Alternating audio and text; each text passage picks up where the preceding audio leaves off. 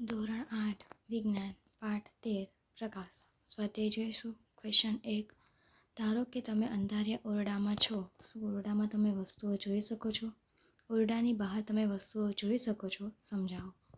તો અંધારિયા ઓરડામાં પ્રકાશ ન હોવાથી આપણે વસ્તુઓ જોઈ શકીએ નહીં. વસ્તુ જોવા માટે તેના પર પડતો પ્રકાશ પરાવર્તિત થઈ આપણી આંખમાં પ્રવેશવો જોઈએ. ઓરડાની બહારની વસ્તુઓ આપણે જોઈ શકીએ છીએ કારણ કે ઓરડાની બહાર પ્રકાશ હોવાથી વસ્તુ પર પડતા પ્રકાશના કિરણો પરાવર્તિત થઈ આપણી આંખમાં પ્રવેશે છે.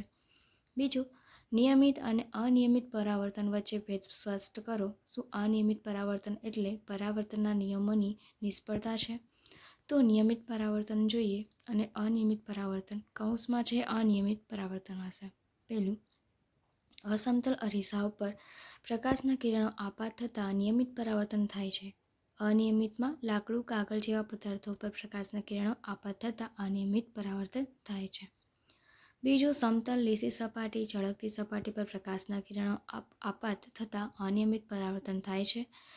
ખરબચડી સપાટી પર પ્રકાશના કિરણો આપાત થતાં અનિયમિત પરાવર્તન થાય છે. ત્રીજું, આપાત કિરણો એકબીજાને સમાંતર હોય તો પરાવર્તિત કિરણો પણ એકબીજાને સમાંતર હોય છે.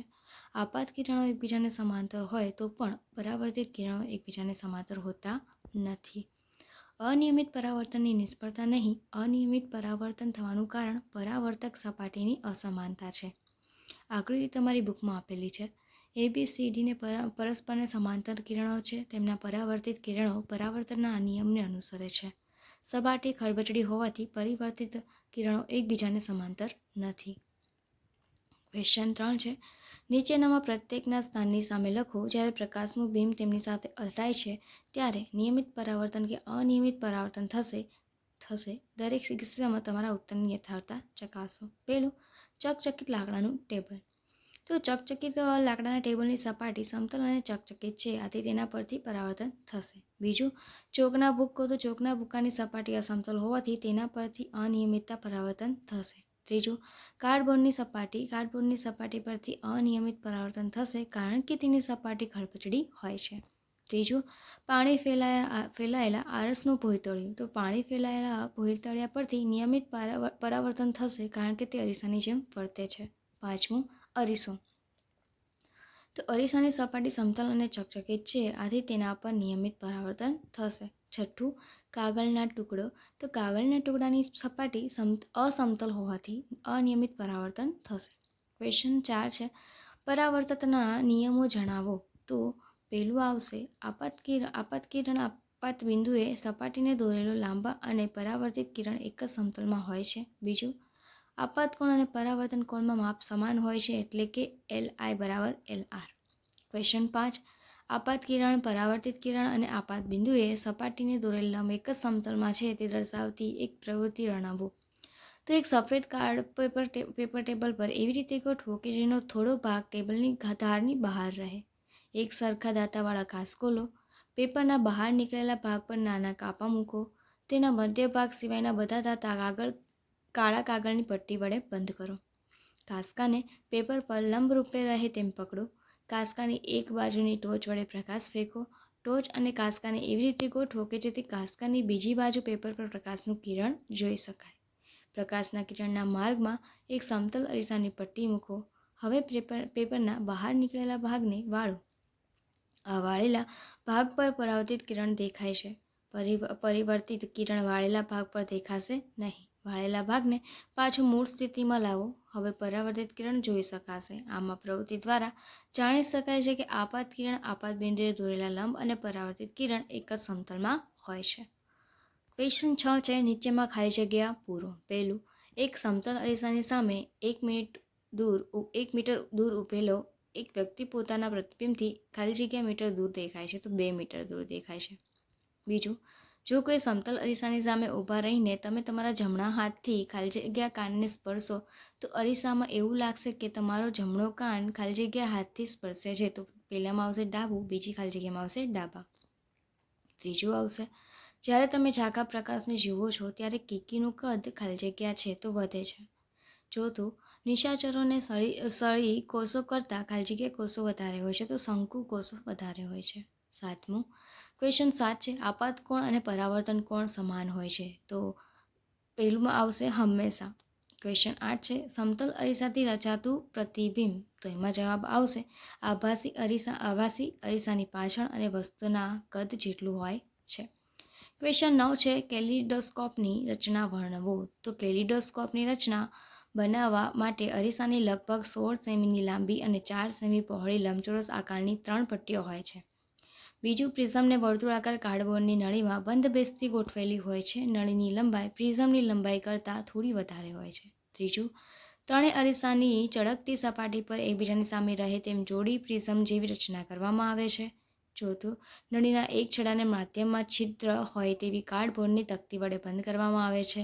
પાંચમું, નળીના બીજા છેડે એક સાદો કાચ અને એક દૂધિયો કાચ એકબીજાથી થોડા અંતરે રહે તેમ ગોઠવેલા હોય છે. આ બંને કાચની વચ્ચે રંગીન કાચના ટુકડા રાખેલા હોય છે. છઠ્ઠું, તકતીને ટકાઉ બનાવવા માટે તેની નીચે પારદર્શક પ્લાસ્ટિકની સીટ ચોંટાડેલી હોય છે. ક્વેશ્ચન 10 જોઈએ, મનુષ્ય આંખની નામ નિર્દેશવાળી આકૃતિ દોરો. તો આ તમને આકૃતિ આપેલી છે, આમાંથી સ્ટોપ કરીને દોરી લેવી. બીજું છે ક્વેશ્ચન 11, ગુરમીત નામની છોકરી લેઝર ટોર્ચના ઉપયોગ કરીને પ્રવૃત્તિ 16.8 એટલે 13.8 કરવા ઈચ્છતી હતી. તેના શિક્ષકે તેને તેમ ન કરવાની સલાહ આપી. શું તમે શિક્ષકની સલાહનો આધાર સમજાવી શકશો?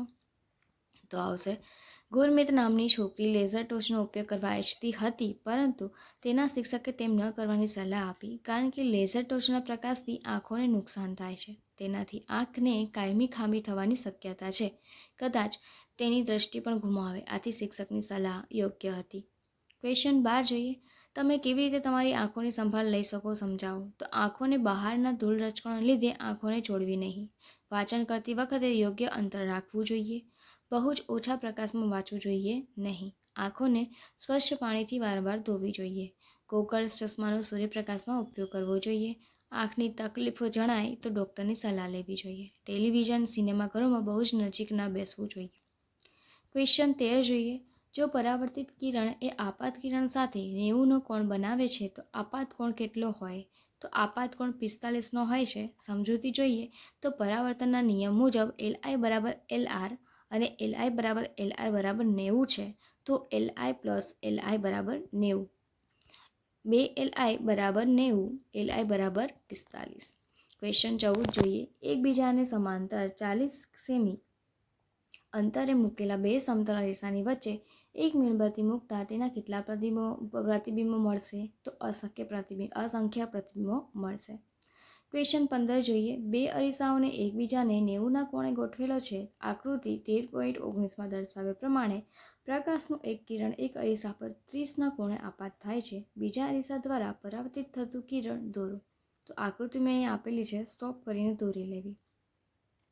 એના પછી છે ક્વેશ્ચન 16, આકૃતિ 13.20ના દર્શાવ્યા મુજબ બુજો સમતલ અરીસાની બાજુ પર એ પાસે ઊભો રહે છે.